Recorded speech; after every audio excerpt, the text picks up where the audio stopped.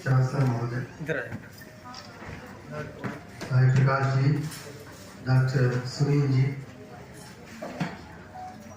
पंजाब की धरती में कई बार आया हूँ, यहाँ पहली बार आना हुआ।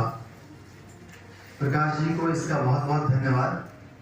बहुत से नए चेहरे यहाँ मिले हैं और बहुत से चेहरे पुराने जो कलकत्ता में और पहले ग्वालियर में भी मुलाकात हुई, चित्तौड़ में भी शायद एक करनी उन्होंने पहचाना।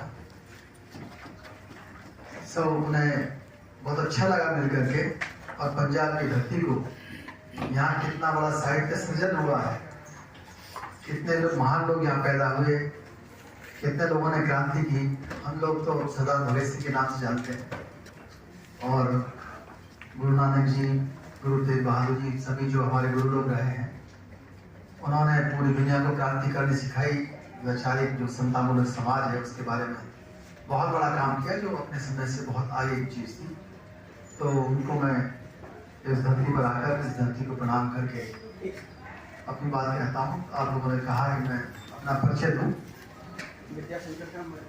मैं आपके बहुत पड़ोस का रहने वाला हूँ, जैसे बुलंदशहर का, और वहीं से गांव से ही पढ़ाई लिखाई शुरू करके वहीं पास में यूनिवर्सिटी है, बीएड यूनिवर्सिटी, बीए किया, एमए किया, फिर देश विदेश पढ़ करके पीएचडी और डीलिट जो आईएएस डिग्री है एकेडमिक वर्ल्ड की, डीलिट किया वो भी 2001 में। उस समय मैं शायद सबसे कम एज का डीलिट था। 2001 काफी दिन पहले की बात है। उस समय डीलिट तो वैसे भी बहुत कम लोगों के परिचय होता है, डीलिट कौन होता है। पीएचडी बहुत सारे लोग करते हैं तो आम हो गई है, लेकिन डीलिट बहुत कम लोगों को मिलती है। तो मैं आईपीएस अधिकारी भी हूँ, सरकार का सेवक हूँ। प्रकाश जी ने कई बार कार्यक्रम बुलाया, कुछ मैं नहीं आ पाया। सबसे अच्छी बात यह है कि ये स्थान चेंज करते हैं और जो इंटरेक्शन है वो इंटरेक्शन अपने आप में बहुत अर्थपूर्ण होता है, बहुत फलप्रद होता है। मैं यूनिवर्सिटी में कभी हिंदी में तो बोला नहीं, पहली बार हिंदी में यूनिवर्सिटी में बोल रहा हूँ, क्योंकि यूनिवर्सिटी में अधिकतर तो अंग्रेजी में ही बोलते हैं। और क्यों कई बार लोगों ने कहा कि वो हिंदी का ध्यान ज़्यादा रखना है, पंजाबी क्योंकि आती रही है तो निश्चित रूप से थोड़ा कमजोर हाथ है, मुझे क्षमा करेंगे। मैं हिंदी अंग्रेजी में ही अपने बात कहूँगा, किसी को दिक्कत तो नहीं है कोई? No sir. Thank you very much. तो परिचय तो देखिए बहुत लंबा भी हो सकता है, बहुत सारी किताबें देखी, बुद्धिज्म के ऊपर, लैंड ऑर्डर के ऊपर, विदेशों में लेक्चर हुए, हाउस ऑफ कॉमन्स में लेक्चर हुआ और लंदन स्कूल ऑफ इकोनॉमिक्स में लेक्चर हुआ, अमेरिका में कोलंबिया और बहुत सारी जगह हैं जहाँ पर लेक्चर देने का मौका मिला। सब भारत में पढ़ लिख करके बहुत से लोगों से बाहर भी सीखा, यहाँ की यूनिवर्सिटीज में बोले, विदेशी यात्राएं की, बहुत सीखा। प्रयास ये रहते हैं जो सीखा है उस अपना लोगों के साथ शेयर करें। कोई ना कोई जब विचार इकट्ठा होते हैं तो टारगेट पर्सन्स का कहना है कि वो 5वां विचार जन्म लेता है। यही ज्ञान विज्ञान का जो यात्रा है वो आगे बढ़ती है।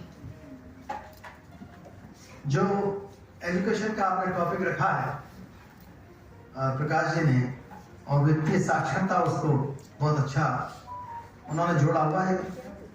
अलग टॉपिक है, शिक्षा का है, लेकिन वित्तीय साक्षरता।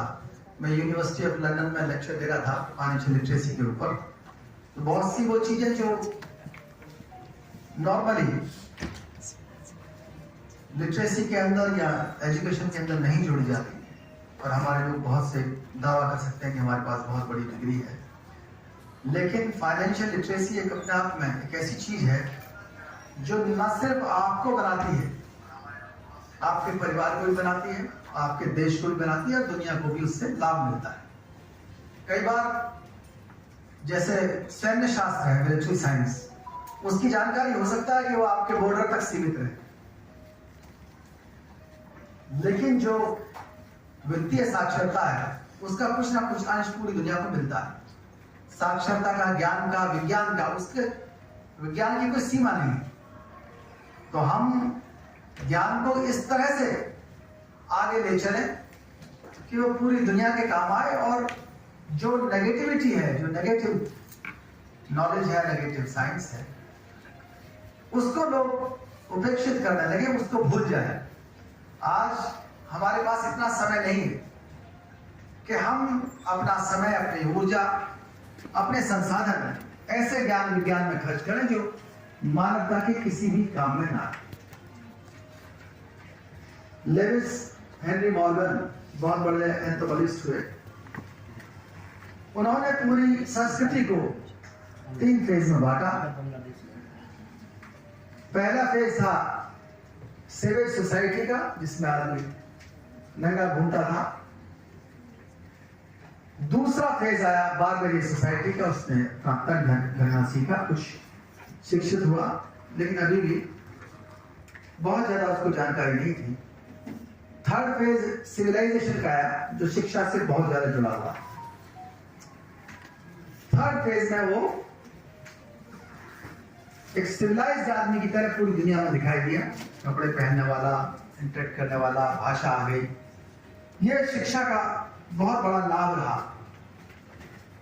युवाल नोआ हरारी अपनी किताब सेपियंस में 3 रिवॉल्यूशंस की बात करते हैं, जो धीमे धीमे शिक्षा को लेकर के आगे बढ़ी। पहला रिवॉल्यूशन कॉग्निटिव रिवॉल्यूशन है, 70,000 साल पहले हुआ। दूसरा रिवॉल्यूशन एग्रीकल्चर रिवॉल्यूशन, जो 12,000 साल पहले हुआ। आदमी ने सीखा कि हमको अपने मौसम के अनुसार बदलना है, अपनी आवश्यकता के अनुसार जाना है। कहीं स्थिरता से रहने की बात है तो हमें वहां पर खेती बोनी है, अपनी जमीन रखनी है।